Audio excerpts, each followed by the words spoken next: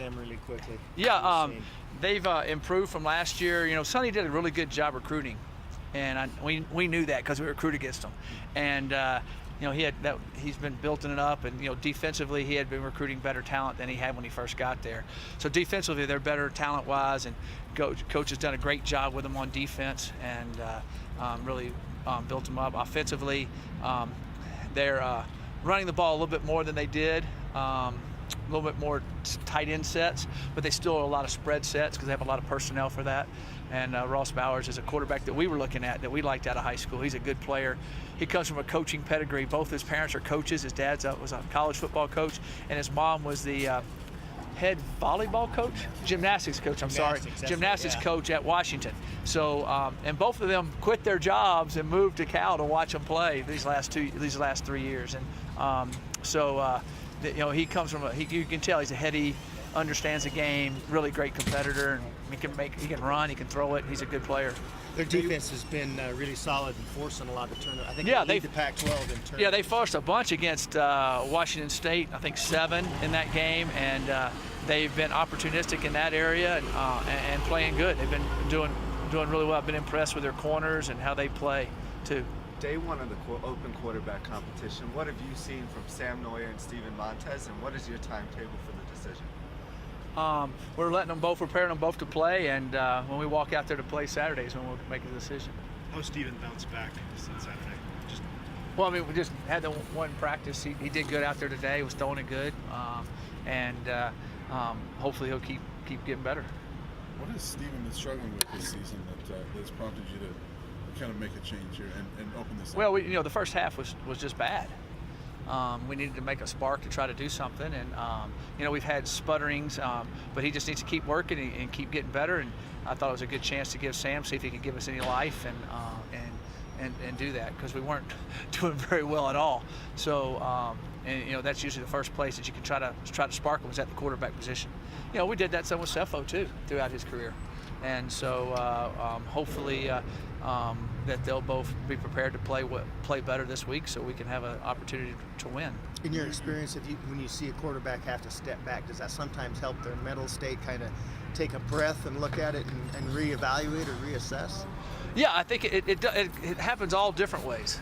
Hopefully it takes them to be able to focus more, be more determined, understand what they got to do, look at it, and like you said, kind of reevaluate it a little bit.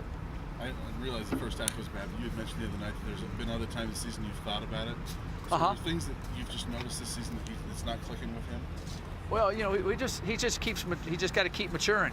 He's got to keep maturing, and he has matured. He has gotten better from the first game, and you know, so he's got to. Both of them have all got to go. All our quarterbacks have got to go to a different level, just like our receivers and our running backs and everybody. Well, not our running backs. I can't say that. He's done everything he can do. And I'm not saying all the guys aren't trying. That's not what I meant. They've just got to get better at what they do. And sometimes if you're in a little bit of a rut and kind of not feeling good, sometimes it's good to kind of make a change to try to see what happens and then see if that keeps you focused and keeps pushing. Certain things that Sam Noyer's done consistently well throughout practice? Yeah, you know, Sam can run, as you saw.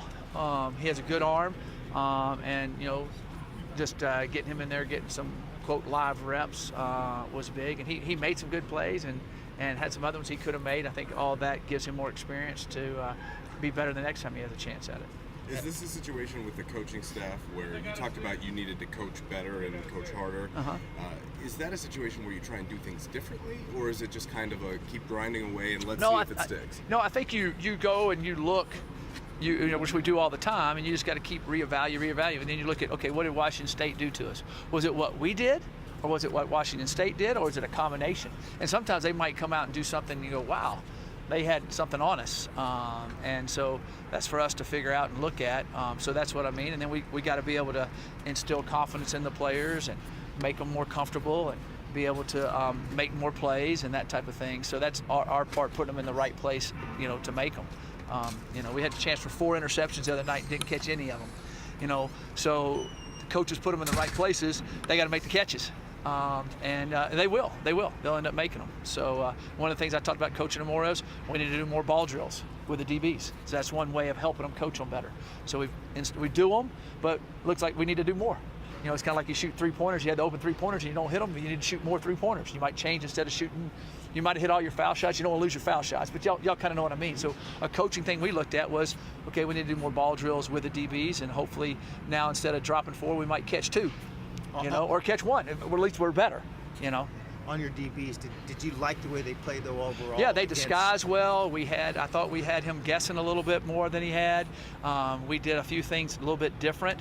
And for disguising, and I thought they did a good job with that. And we broke on the ball and made some plays, just didn't come up with it. We would have come up with 4 of them. You know, it might have been a different football game. But we didn't. So that's the way it goes.